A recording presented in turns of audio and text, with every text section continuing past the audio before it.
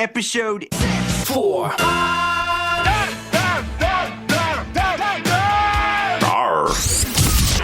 BRB UK. Worse teeth, better accents.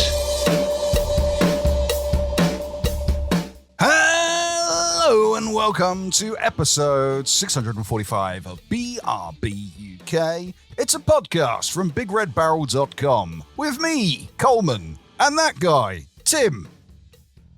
That's me. Yes. No Dan this week. No Dan. He's got family matters. He did warn us. He said he was going to be away this week. I think he's away next week, if my memory serves correctly. I don't know. It's all a bit of a blur when we stop recording. It's a lot of noise. There's a lot of sounds and visuals and things coming at you. And then we stop. And then these guys go away and play video games and eat dinner and pick up wives and things. And I mean, their wives, not like they go out to the club and pick up wives. I sit there and edit and do stuff and then go to bed like 1 a.m. and then wake up 4 hours later and go to work. So everything's kind of a blur of what's been said outside of the show. However, Tim, how are you? I'm okay. Bit tired. Maybe the game that I was playing this week's fault, partly. Although I also had quite a few late nights because weekend just gone, it was the Galactic Championship for Star Wars Unlimited. So that was happening late night in America. And I hosted an event at Loading, and that went on till late. And then I got home late. And then I stayed up even later to watch like more games. And then also stayed up late on Friday and Sunday. And stayed up late on Sunday to watch the final. So yeah, I'm a bit tired this week. Fair enough. Okay. Yeah. Off the top of the show, I will say we're not covering the Nintendo Direct partner program thing because so usually when these things happen, I'll write an agenda a couple of days, a day in advance, and get us all sorted out for the show. And then around about my lunch break, I'll go through the news sites and just check things. I've got everything ready. Look through the PR emails, make sure everything's up to date. I got no notification that the Nintendo Direct was happening. No, I got no email. I went on all the news sites. I didn't see any how to watch today's Nintendo Direct or it seems things that you can expect. Completely. Yeah, predictions from the Nintendo, nothing like that. Yeah. The quickest I got was our good friend Ed on the Discord went, "Hey, what did everyone think of the partner showcase?" And I went, "Oh, I have no time to prep for this." So May mentioned there, sneak it in, that Ed, who we are both friends with, but also works for Square Enix, and there was some Square Enix stuff announced. I think the headline of which was Octopath Traveler 0.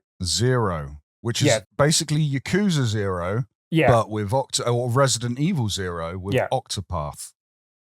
I think this is yet more evidence that Japanese people can't count. They do 1, 2, then 0. Oh, Tim, I can't believe you'd say something like that.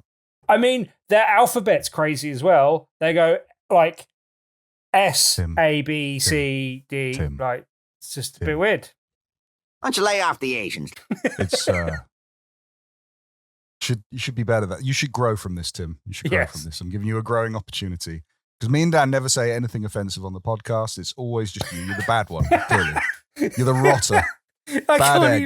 Can't even take. I may look like an egg, Tim, but you're a bad egg. I can smell you from here. I can smell you all the way from here in Portsmouth, where I definitely am. Let's talk about some games that we done played. And you said you were getting a lack of sleep because of the game you done played. And I'm assuming, correct me if I'm wrong, is that Wuchang Fallen Feathers? Yeah. Which a lot of people have been speaking about. Some good, some bad. Right. And up front, let's say there has been some performance issues on the PC.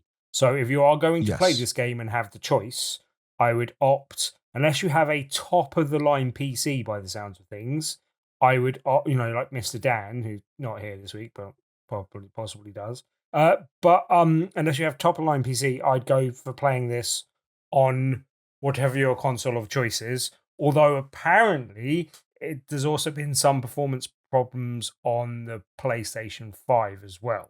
So Xbox may be the way to go. I've been playing on the Xbox Series S, and this is the thing that confuses the hell out of me. it's been performing perfectly on there. So I don't know how it isn't working on lower grade PCs. I assume that's a optimization for PC problem, but well, how about we do this? Performance issues outside of the Xbox aside, which is lucky for them because it launched on Game Pass, so you really want it to perform well on the Xbox. How about you review the damn game instead of the tech issues, and we'll all be wanted fine. to get that out of the way first. No, it's fine. I understand. I'll also do some surface level first impressions before getting into the game, because first impressions were a little bit mixed on this. I think when I invaded your stream the other day and you asked me about it, I said that it was okay so far.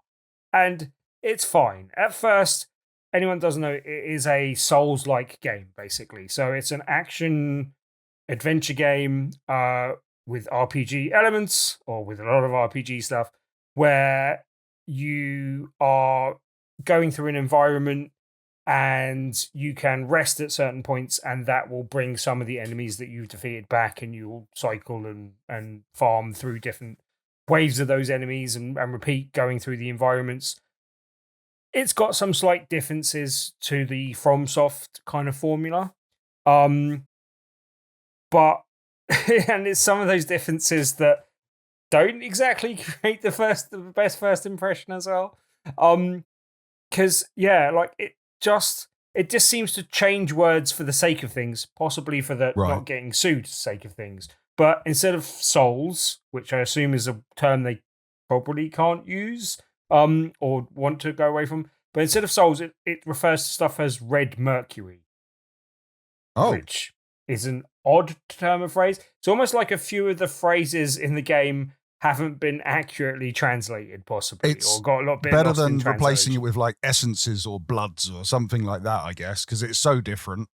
Yeah, I got no problem with red things on this podcast. We like red things, that's fine. We do. But and I took to calling it Reddy Mercury just because. But it not seems bad. I'm going to write that down. Yeah, that's fine. But there's a lot of phrases in the game that I'd be fine with either one in isolation, but as a whole, it doesn't seem to kind of match up. For instance, there's altars you go to rather than bonfires in this game. They take the place of bonfires in Souls-like games, where you go and you rest. You go to an altar and you worship to access that thing. Now, from there, you can do level ups and you can do various other things to equip stuff to your weapons and a load of other things like that. But you actually have to actively then, on top of that, choose to enter the dream, as it calls it, to then reset the world and reset your mana vase, which I'll come back to in a second. Please do. Well, yeah, your mana vase and various other things that it will give back to you and stuff like that will refresh. So that's refreshing the state of the world, basically. So you can actually go in, and if you haven't lost too much health or used too many items, you can just go in and upgrade there and buy some items and stuff, rather than having to actually reset the world every time you go to a checkpoint, which is quite good. I like that. That's a good extra thing. But as I said, altar's fine. But when you first access an altar, you do a blood sacrifice to kind of open it up, basically, so that you can then fast travel between them at different locations, or teleport, as they call it, rather than fast travel. But then, the upgrade, skill tree, rather than being called upgrading or skill trees or anything of that nature, they call it the impetus repository. I like that. I mean, again, sounds majestic. Yeah, but if any of them in isolation, I don't have that's a horrible name, I really hate that, or anything like that. But I just wish there was a bit more synergy between the terminology things, and there was I don't understand why they didn't go with red Mercury being slightly more blood related as you're doing the blood sacrifice to go to the altars, and I wish it was all kind of a bit better tied together somehow, basically. But the other thing is that, there's a good or a bad point to this as well. And combat generally, and I'll go back and forth on this. Combat generally is good. I really enjoy the combat. The base level of the combat and the structure of the world is also really fantastic. Like, you know how some levels loop back on each other and have shortcuts that open up in Souls-like games in particular levels? Well, the whole world is interconnected in that way. So you'll be going through like a level that's like, say, level 3 in the game. I don't want to spoil anything too much, but you go through level 3 in the game, then you'll loop back round to where you started the game from, like by opening a door and go, oh, that's the starting area. Okay, that's all loop back round again and kind of done that. And then you'll open up different shortcuts that will mean that you won't have to traverse all the way back again and stuff like that. So the whole world is really well built and really well designed, and I really like that. And the combat's very good. The other thing that is good, but I don't know if it's covering a slightly bad thing about the game, but the one thing that's good is that you can respec for free at any time, basically. So no matter what you've sunk your points into in terms of the skill tree or impetus repository, you can respec at any time, which it's good that it doesn't restrict you to going down one path, especially as when you everything's kind of interconnected from one thing. There's one separate branch of the not at all skill tree because it's very circular, but anyway, but the one branch of the skill tree that goes off and kind of relates to your mana vase, which despite its name doesn't have anything to do with magic. By the way, that is your health. Gotcha. But for years, mana it always relates to magic. So I guess it's a magical vase which heals you, I guess, kind of. Okay. But yeah, that again, just the terminology being possibly a bit lost in translation and it being a bit weird. I should have mentioned that it's a Chinese-based game, as in it's set in China, but it's also Chinese developers. Yes. It's set in the kind of Ming Dynasty era, but it's got a supernatural kind of element to it where there is a disease called the feathering, which is affecting people and turning them into basically kind of zombie-like creatures that attack you on sight.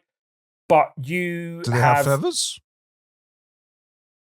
No, which is a bit weird. But there are like lots of bird-related things in the game, like there's birds you can hit to get upgrades, and there's items, and then there's like bird-related items and stuff like that. So, just twatting a pigeon. Go, good XP.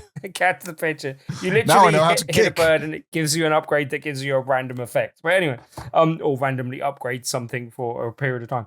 But yeah, like, where was I? Sorry. No, that's fine. But yeah, so yeah, there's one branch of the skill tree that does I think I branched off a couple of things there. But anyway, one branch of the skill tree that does like your health type stuff, and other ones are all related to the different weapon classes you can find. But as you go along one of those skill paths, it will also have upgrades that relate to stats which generally scale with that type of weapon. So, for example, if you're on like an axe, which is a big heavy weapon, you tend to have more strength nodes that are on those paths, so you get strength unlocked. When you go with the longsword, for instance, it has a bit more agility on the nodes that you can unlock along the way. There's also then other nodes that don't require the like souls or red Mercury that are generally used for upgrades, that have other things that you discover in the world, like lost remains and all this type of stuff. But they generally have like masteries of those weapons that make you slightly better with those weapons and then scale up the attack that you're doing with those weapons. But if you have a strength node on any of the branches, it will generally add to your strength for any of the weapons that you're doing on. And you kind of are encouraged to strengthen one weapon over the others so that you are very good with that weapon. But you're also encouraged by the design of the game to have two weapons on the go at once, because you can do this move where you kind of quick switch between your two weapons, and then it does one of the like special attacks with that secondary weapon as you bring it out. I think it calls a quick draw or something like that. Would make sense. Or fast draw or something of that nature. But I like quick draw. I don't think it's actually that. That's probably a better name. That's what I'm going to call it. Well, that's fine.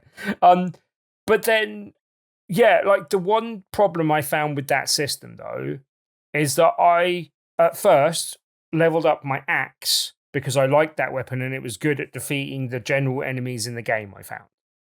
And that's still the case. But then I got to a boss fight where it was particularly difficult with that axe. Maybe I didn't spec it in the right way because there's different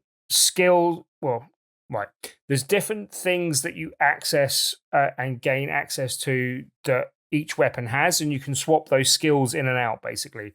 The abilities that kind of relate to that weapon. And you do a thing called, I'm forgetting the name of it now, but it's an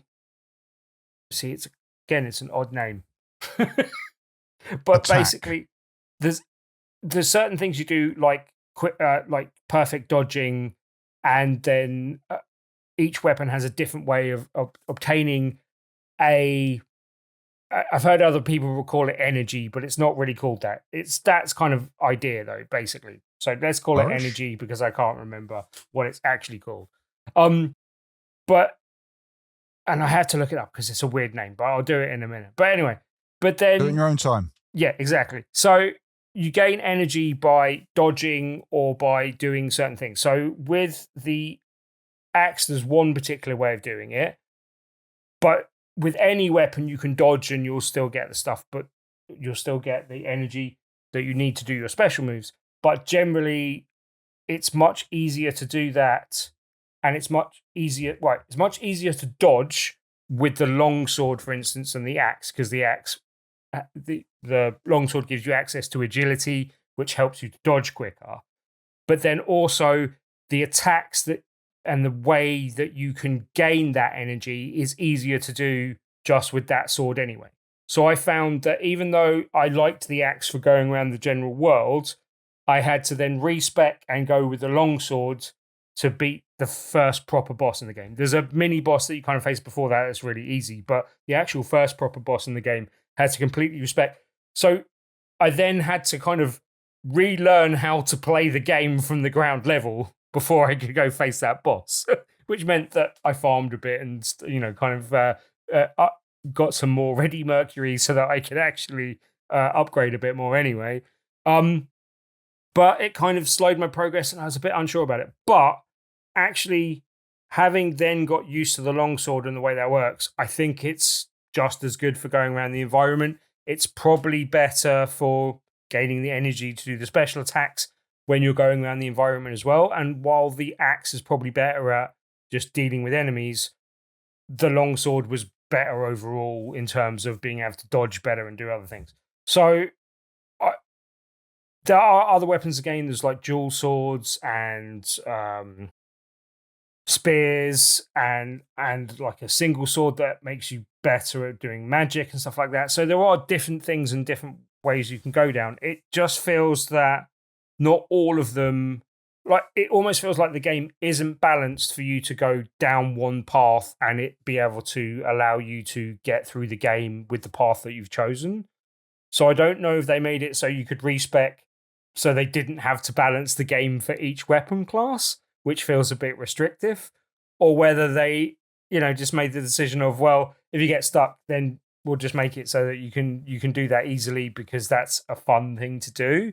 And I don't mind that in the game, but it does feel like it might be a better game if they just balanced it so no matter which weapon class you went with, you still had the chance of getting through each particular boss. But it then does kind of make you experiment with things a little bit more, and it does mean that you can just go and go, right, I'm just going to try the double swords now and just see how they are for a bit and stuff like that. And I also think that there are going to be, from what I've seen in the game so far, there are going to be bosses that you have to not only respec the weapon class that you're going with, but probably because they have particular elemental attacks that you have to counter and stuff like that. One of the first ones you can counter is fire. And there's different kind of elemental and then just other things like the blight and other like corruption and other things that you have to manage. So when you're going up against a particular boss, you might have to change the armor set that you're wearing so that you are better equipped to do that, but then also change the items and stuff you're going with as well. And yeah, control-wise, it feels a little bit cumbersome in terms of it feels like there's not enough buttons for everything they're trying to do in the game.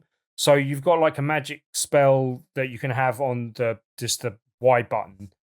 But if you want to access more than one magic spell, you have to hold that button down and then press one of the triggers or bumpers.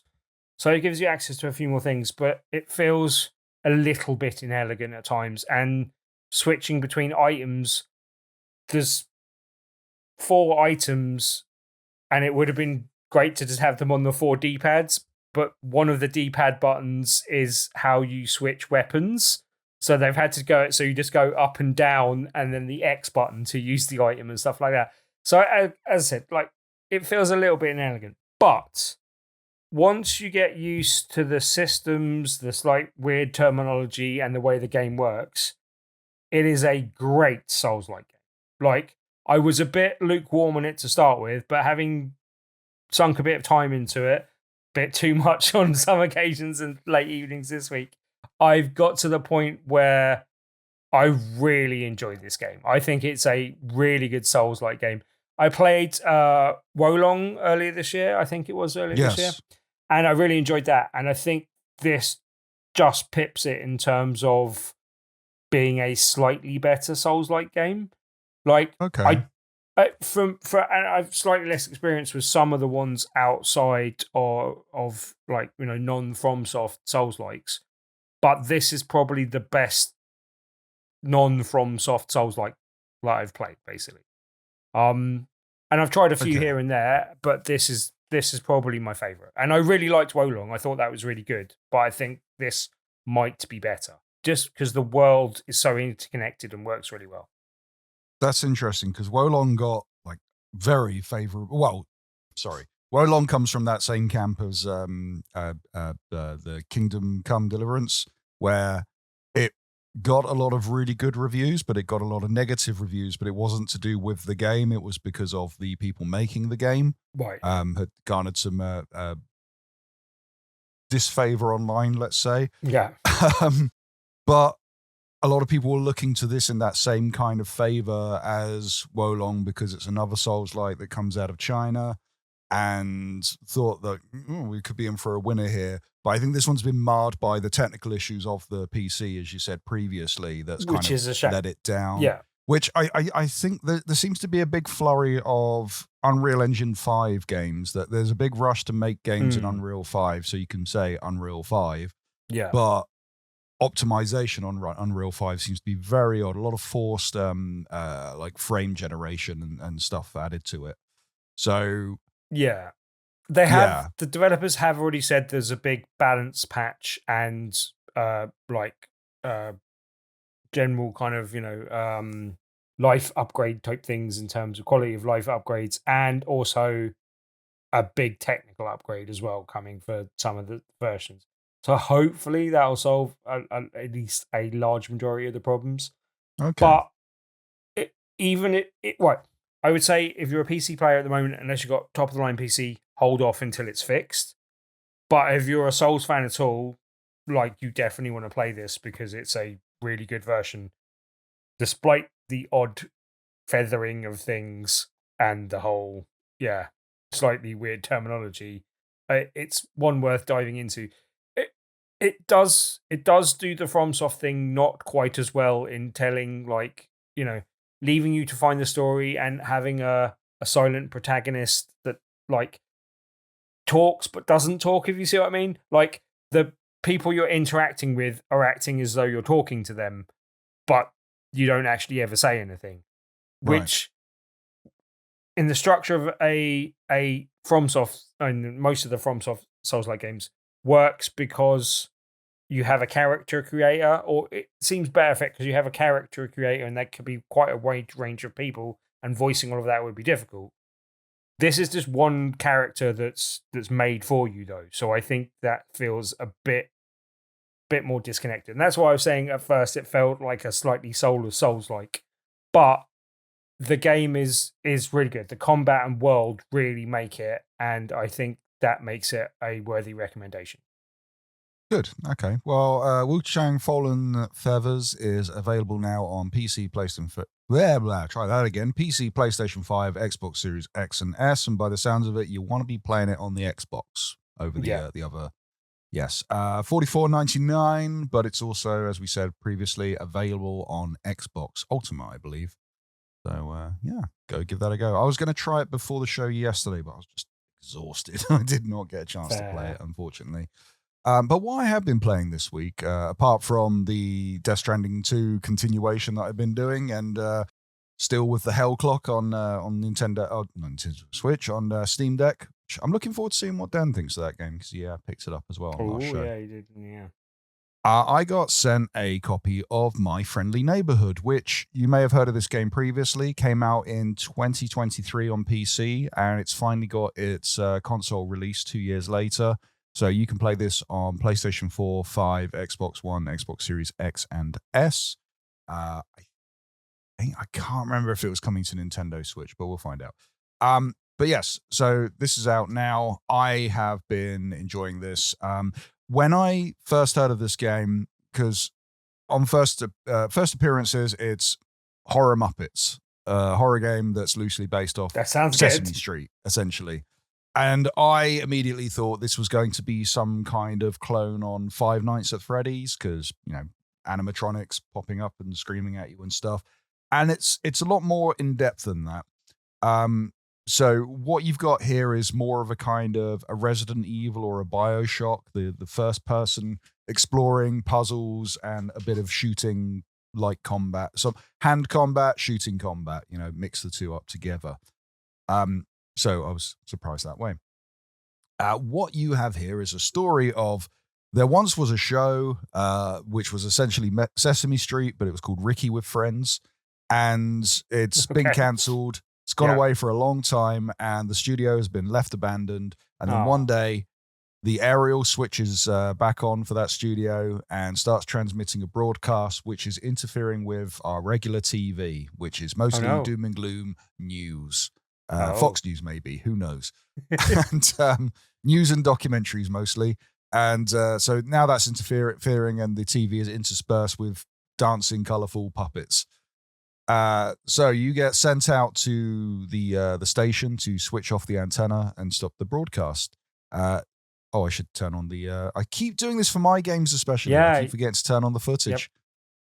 So as you arrive, you are greeted by a sock puppet who is kind of your companion along the way, because he steers you in what direction you're going, but at the same time, he's clearly trying to stop you turning off the aerial. And then along the way, you end up going to the neighborhood and end up finding that there are not friendly Muppets roaming around, but murderous puppets. They keep trying to attack you, and they keep garbling this weird mix of lines that they were saying on the show, but they're going wrong. So they'll say things like, I eat things, but depending on my mood, if I'm happy, I eat watermelon. If I'm sad, I'll eat leftovers. If I'm angry, I'll eat the roadkill from outside on the like. They start saying quite dark and twisted things along the way. And is that if they what get too Muppets close, actually stands for, by the way, Coleman? Like murderous puppets. Is that where the term Muppets comes from? probably not. No. Nah. Okay. I mean, it's not like we can ask Jim Henderson. Oh. Can't really ask him these days. Nope. But yes, Muppets attack you, and what happens is you end up having to traverse these various different parts of the studio, and either avoiding these puppets that are trying to grab a hold of you and attack you, or shoot them. You also have this ability to. You can find duct tape along the way. So once you've taken one of these puppets out, you can tape them up. Duct tape.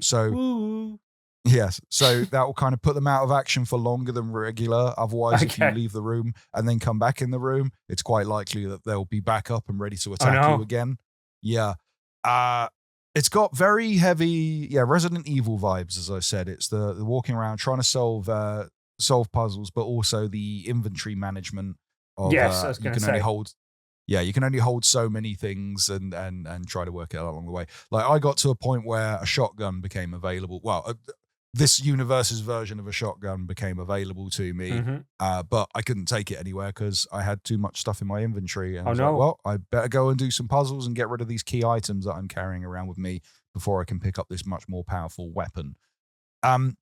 Very enjoyable, a lot longer than I thought it was going to be. I thought this would be like an easy, 4 or 5 hour game and done, just because this is such a small, I think this is like a developer of just 2 brothers that are working on this game or have been working on this game, and then published by DreadXP. Again, thank you DreadXP for sending me out the game.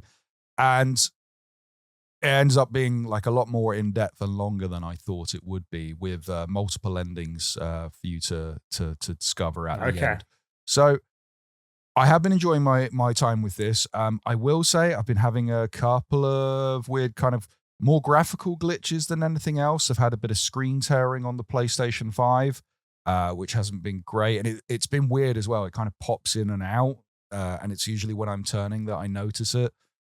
And then sometimes the screen will tear as I'm turning and I'll go, that was weird. And then I'll turn again and go, oh, it stopped. That was, it's like a split second screen tear.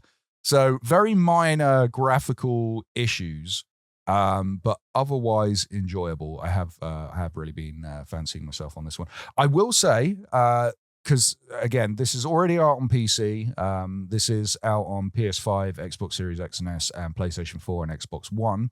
But if you want to play it on the Xbox or the PC, it's available on Game Pass, much like Wuchang Fallen Feathers, which I didn't know until I installed the PS5 version. But luckily, I didn't pay for this one. So, okay. I'm not feeling the sting so much. Yeah, it's not too bad. I have a question, Miss Coleman. Yes. You said it's Resident Evil-y vibes. And yeah, it reminds me of a couple of things. But I think for some reason it's giving me some Bioshock vibes. I think that's just because slight that's horror kind of setting, what I was feeling. And then like the weapons look a bit steampunky.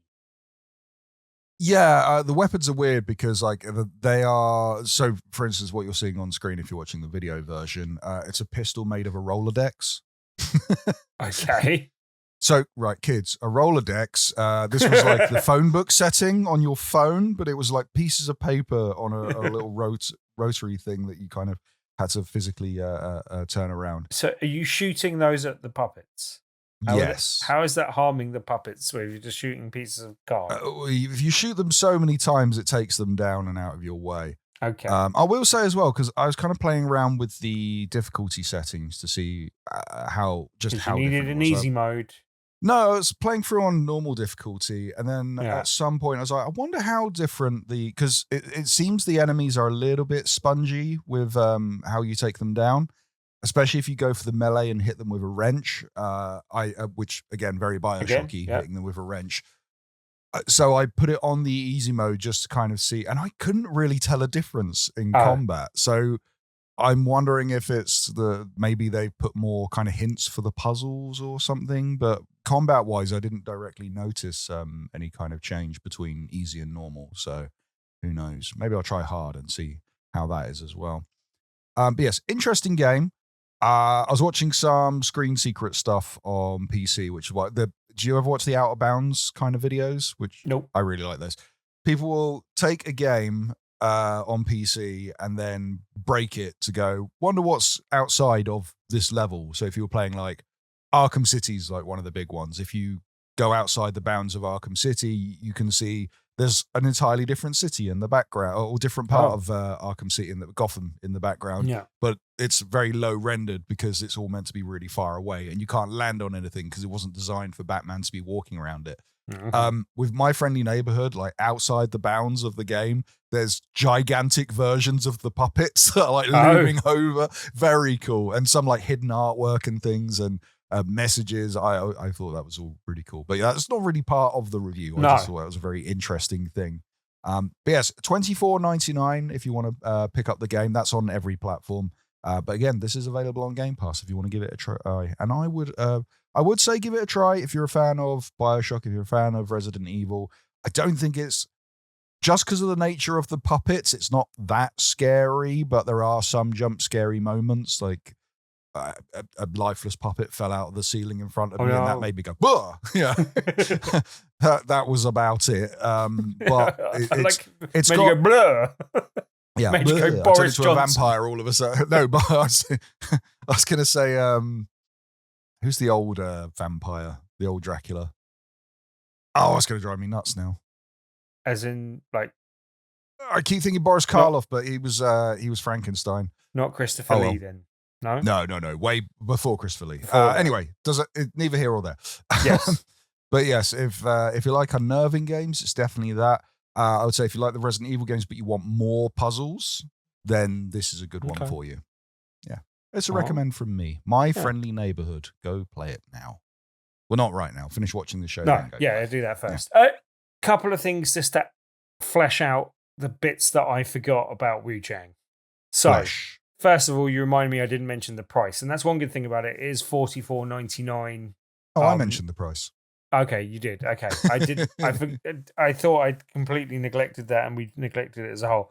The one thing that I didn't remember, which I'm going to forgive myself for forgetting this because it's, as I said, it's a weird name.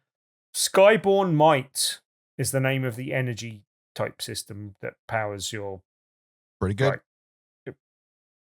Weird moves. I also didn't mention an overall mechanic that's worth mentioning quickly as well, though. The madness mechanic, which is quite cool. Madness mechanic. You get more mad. Like, if you die too many times, each time you die, it'll raise your madness level, basically. Yes. If you're at full madness when you die... That's when your baggy trousers come out. Yes, exactly. In the House of Fun. That's correct. Yeah. But no, if you're at full madness and you die, you lose, I think, you drop all of your souls, your Reddy Mercury. But you don't normally. Before you're at full madness, you just drop a portion of them, which is a bit more forgiving than some Souls-like games.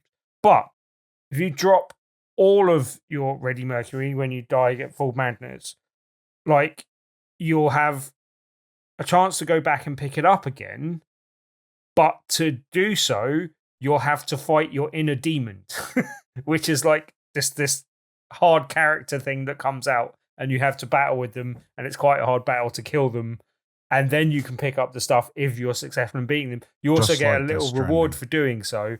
But you can use that inner demon in some interesting ways, because if they interact with an enemy, they can actually aggro each other and start fighting each other. So if you actually get killed by a hard enemy, you can use your inner demons to then beat up that enemy and have the enemy beat up your inner demon a bit, and then finish off whichever one of them survives.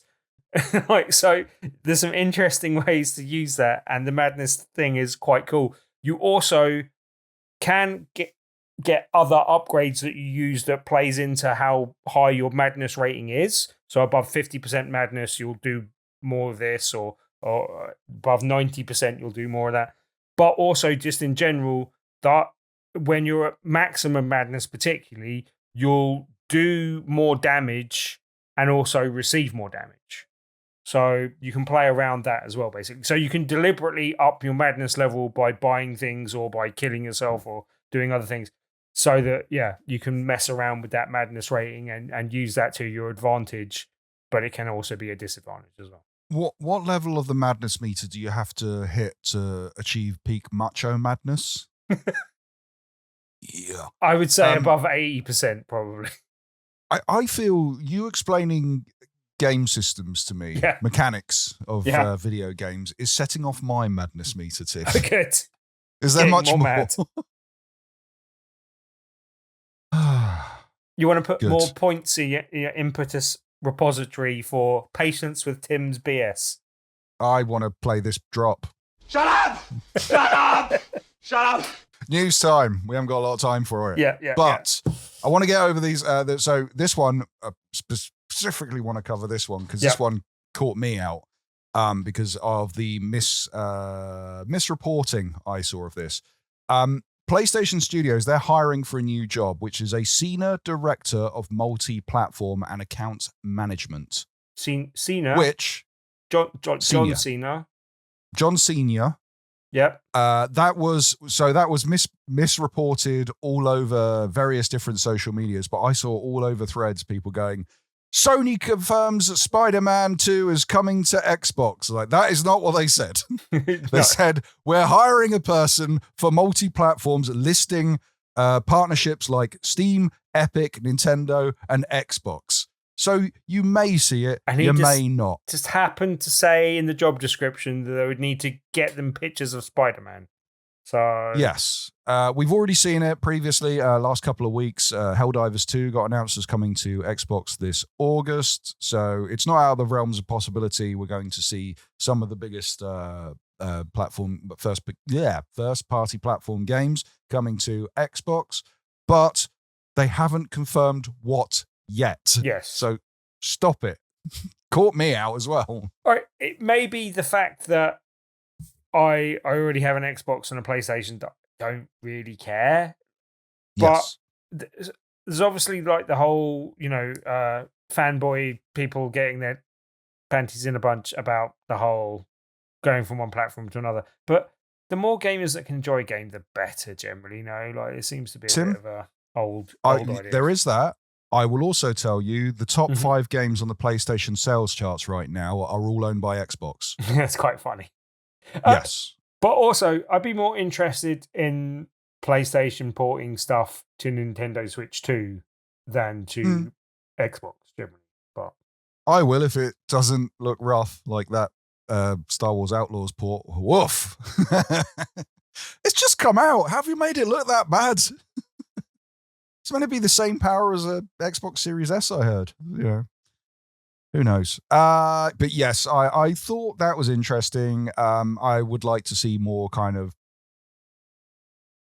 parallel between all the different consoles.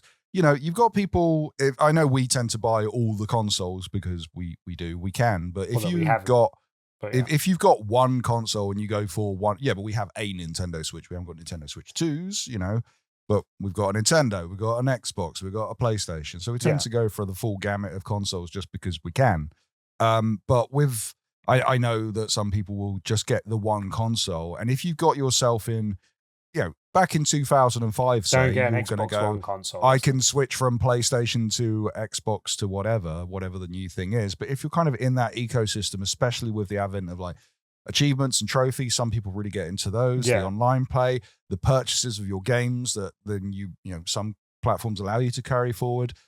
You might stay just pure Xbox, you might stay just pure PlayStation, and those are the people that don't get to play Forza or don't get to play Spider-Man, and then going to those platforms. We just I just said top 5 games in the top 10 right now for PlayStation are all Xbox games. And then there's more going further into something like 8 out of 10 games are all Microsoft owned.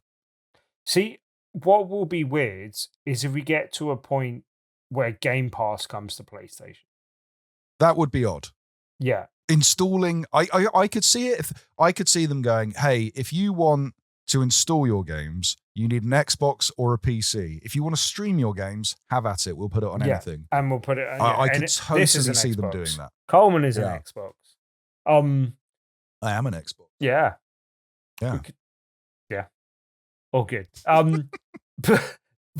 But yeah, like, I don't know. I think that would be good for gamers, but I don't know how that would work for PlayStation or Xbox, basically. Like, because I don't know about you, it's extra revenue.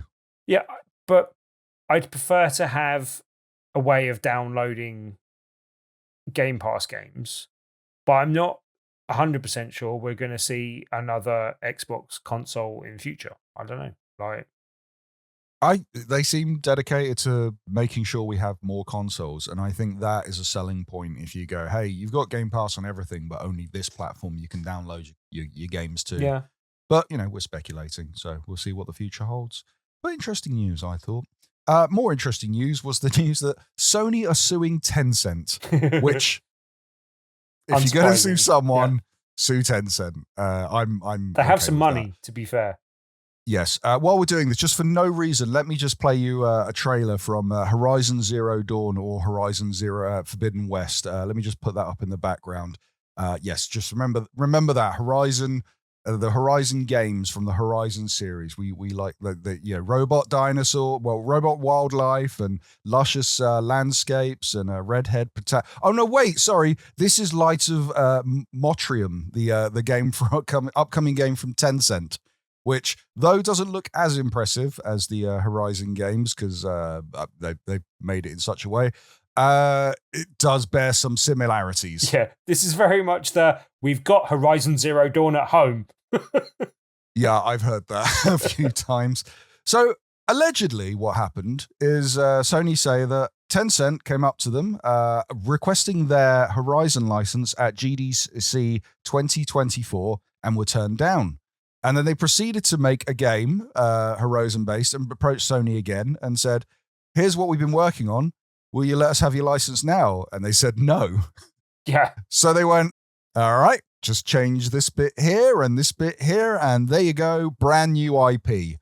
I can see why Sony is suing them. They've got to one, protect their brand. Two, they're alleging that people could confuse this for Horizon. This is taking money out of their sales. Whatever you have to do, you got to protect your IP. Totally understand that. I think on first impressions, yes, but as the trailer goes on and more stuff kind of is shown off, I can see that this isn't Horizon and, definitely doesn't perform on that level. But yeah, I don't know. I think it's harmless enough and enough varied that this isn't a problem, but I can see why they're suing at the same time. Right. It does seem quite derivative. I can see why, as you say, they're protecting their IP. I don't 100% know that they're going to be successful though. Like, because to most gamers you can go, well, this is similar enough that it does seem derivative. But I think that's a harder thing to argue in a court of law because I don't think you can protect your IP in someone saying that this was a Horizon game, obviously. But I don't think you can go, this is too similar to my game, because I think they could stand up in court and go, well, look how similar all these other games are in terms of style of gameplay or environment and stuff like that. I don't know. From what I know of the legality of things, I don't think this will necessarily hold up. But it's whether it will be worth them just settling out of court just to get it through, or whether they'll agree to change certain things so that it does look a bit more different, but I don't know. Yeah.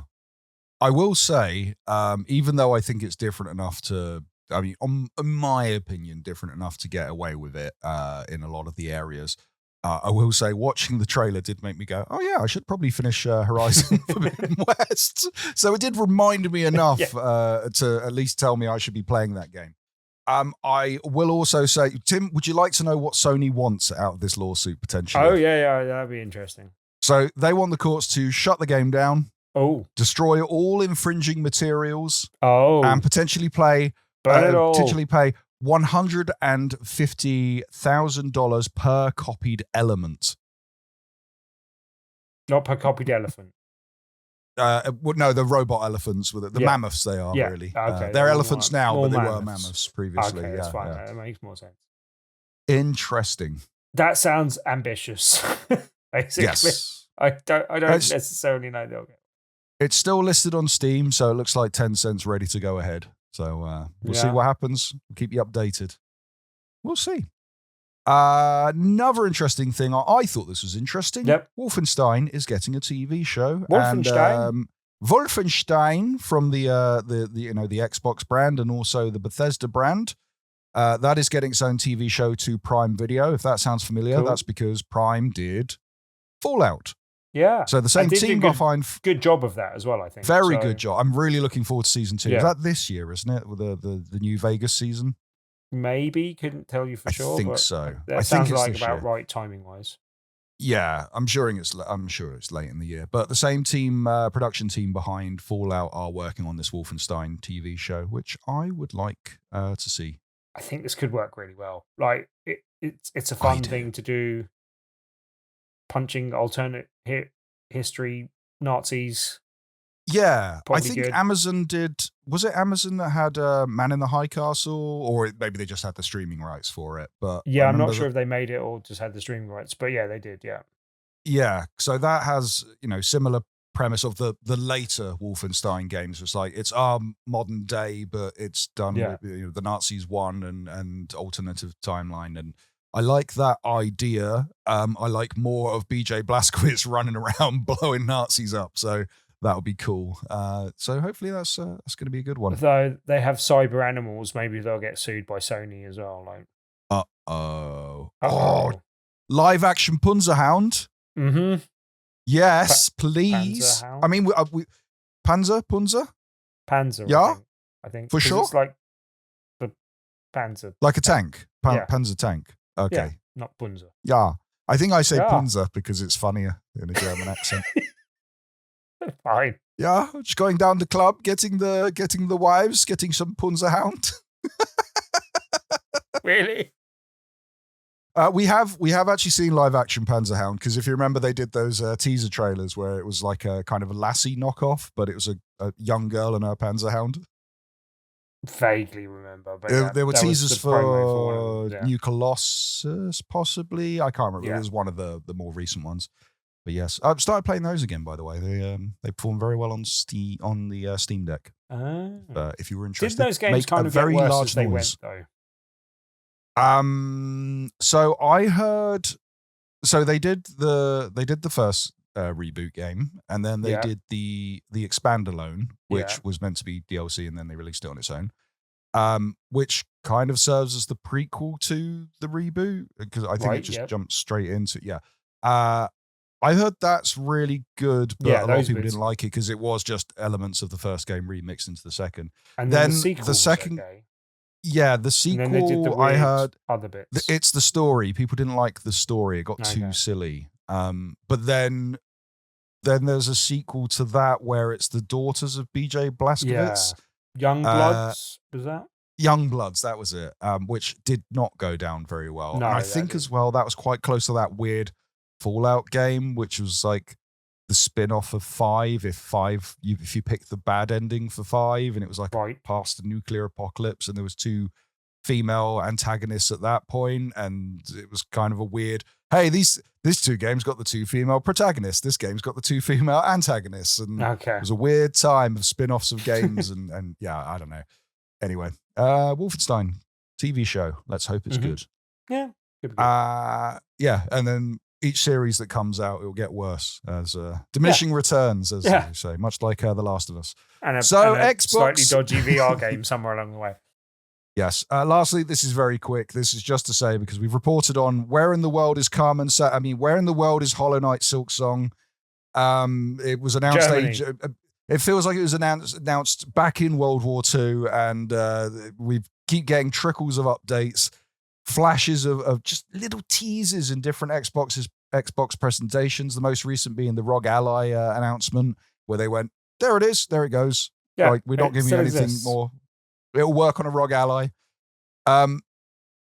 We've now had confirmation the first playable demo will be at this year's Gamescom. So Team Cherry will be there to show off Silksong, and there'll be a playable demo at the Xbox booth along with Ninja Gaiden 4, Grounded 2, and also the debut of the handheld ROG Ally Xbox consoles. Okay. That all sounds good. Yes. Also, the did they do hands-on with the ROG Ally for press though? I'm guessing that's the debut this is of it for public. Yeah. Yes. I mean, I'm assuming press have played Silksong at some point in some way as well. So no, it doesn't exist, Coleman. No, it doesn't exist. Doesn't exist. No. Fan fiction. Yeah. Until we see it, it's fan fiction. Yes. Outer Worlds 2 as well. That's going to be there, but it's not going to be playable. Oh. Which is weird because it's so close to the game coming out. Apparently, there's going to be like a theater presentation of that game if you want to watch a game that's about to come out. So enjoy.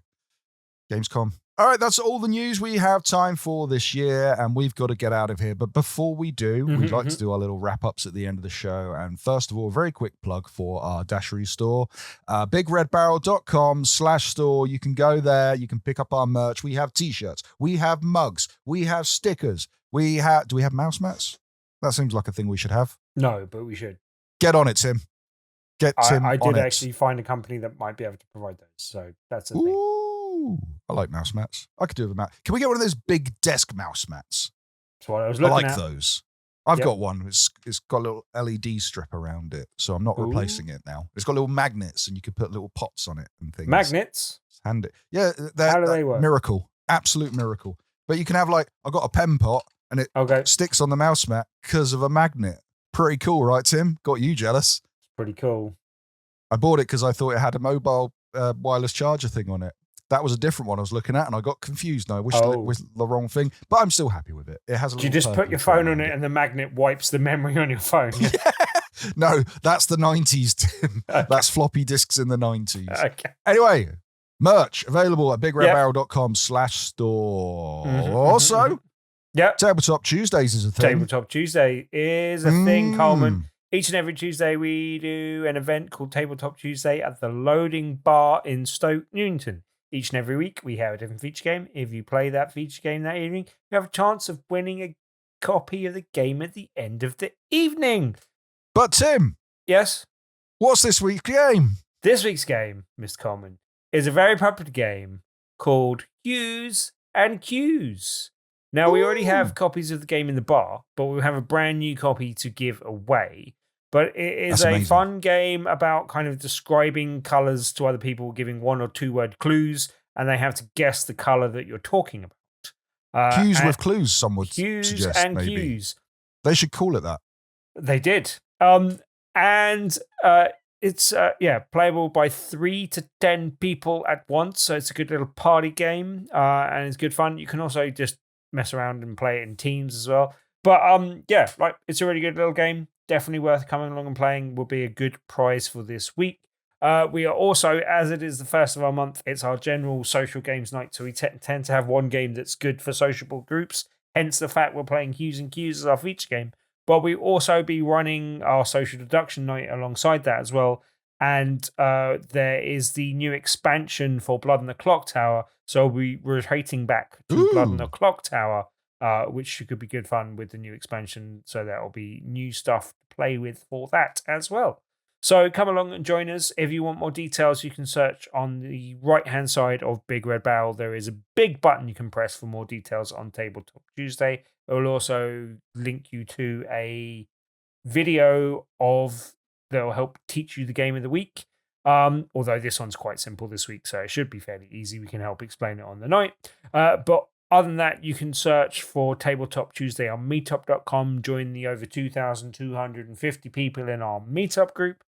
Search for Tabletop Tuesday on meetup.com, or just come along to Tabletop Tuesday at the Loading Bar in Stoke Newington this here Tuesday and every other Tuesday. And you could win a copy of the game just by playing it. This week you could win Hues and Cues. Nice. Loading Bar in Stoke Newington. Go there. Tabletop Tuesday. Hues and Cues. Good name for a good game. I'm assuming. I don't know. Never played it. If you've enjoyed this show, thank you for listening, you weirdos. Thank you for watching, you weirdos. We love you. You can find more content over at bigredbarrel.com. Go to bigredbarrel.com. We put content there, allegedly. But also you can find links to our social media, such as our Discord, which, Tim... Yep. You can find at bigredbarrel.com/Discord. It will take you straight to the invite link. You can get chatting. We've just given it a little bit of we've just had a little bit of a reorganizing over there. We've moved some things around. We've changed some names and stuff, made it a little bit more palatable. And I've finally done the thing that I've been threatening to do for ages. If you go to the community lounge and go to the game giveaways channel, Steam codes. Loads and loads and loads and loads and loads and loads of Steam codes. Go in, claim, hit a little emoji on there or something. So I know you've claimed it. I'll take it off. Then it doesn't cause confusion because it's first come, first serve. But yes. But you can also ask us questions. Much like it's Ed. He says, I think Ed's all our questions forever now. most he says, I am currently suffering with the worst earache I have had in 17 years. I apologize. Coleman yelling in your ear hasn't done any good then, no. I was going to say I apologize for Tim's explaining of Wuchang Fallen Feathers. Okay. Can't have helped. Yeah, 45 minutes of that. I had 2 hours of sleep and pray for death. Oh no. Oh no, he's going to unalive himself. Oh no. YouTube. What are your favorite types of games to play when you are unwell? Tim, I can take this first if you want to have a think. Yep. I like big like open world Big games bucks. that I can kind of get lost in, and doesn't really matter if I pause, put it in rest, and come back to if I'm out in the open area. I find so the most recent, like last 2 times I was proper ill. Once I had COVID, and another one I had this really horrible virus attacking my immune system. Oh no! It was Star Wars Outlaws, and then Astrobot, the latest Astrobot game. That was a good one, which isn't a big open world game, but it was kind of more simplified to get through. And I platinumed that game while I had COVID. So okay. Yeah, I think kind of cozy comfort stuff. But when I'm ill, I tend to just like curl up in a ball on the couch and watch stuff more than I play stuff.